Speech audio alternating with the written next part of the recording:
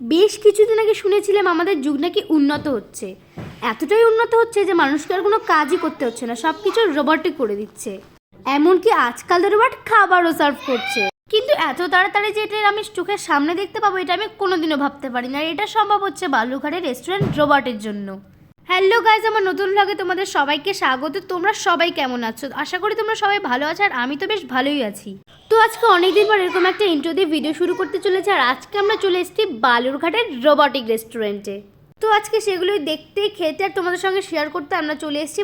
আর শুনেছিলাম আমাদের বালুরঘাটে নাকি একটা নতুন রেস্টুরেন্ট হয়েছে যেখানে ওয়েটার রানার রোবট সার্ভ করে। তো ফাইনালি আমরা রোবট রেস্টুরেন্টের ভিতরে ঢুকে গেছি। তো সবার আগে তোমাদের সঙ্গে এটার আমরা লোকেশনটা শেয়ার করিনি। তো এটা হচ্ছে বালুরঘাট পাবলিক বাস স্ট্যান্ডের একদমই পাশে, আর সেনকো গোল্ডের একদম অপোজিটে।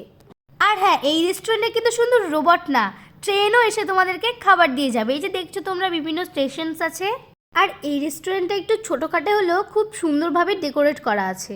আর এইদিকে আমার ভাই গালে হাত দিয়ে ভাবছে খাবারটা কখন আসবে। আমাদের প্ল্যানিংটা কিন্তু আগে থেকে ছিল না, আমরা বালুরঘাটে ছিলাম, তো তারপরে হুট করে একটা প্ল্যানিং হয়ে যায় রোবট রেস্টুরেন্ট আসার জন্যে।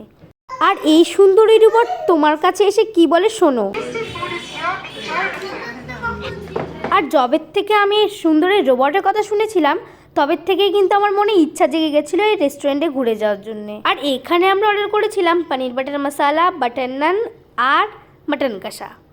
তো তোমরা দেখতেই পাচ্ছ এখানকার বেসিন এরিয়াটা ঠিক কতটা সুন্দর। আর রইল কথা এখানকার খাবার দাবার ওটা তো জাস্ট অসাধারণ স্বাদ। তো যাই হোক, এখানকার খাবার দাবার একদম দারুণ, আর ডেকোরেশনটাও খুব ভালো। তো আমার তো বেশ ভালো লেগেছে, তোমরাও চাইলে আসতে পারো। তো তাড়াতাড়ি চলে আসো। Bye bye.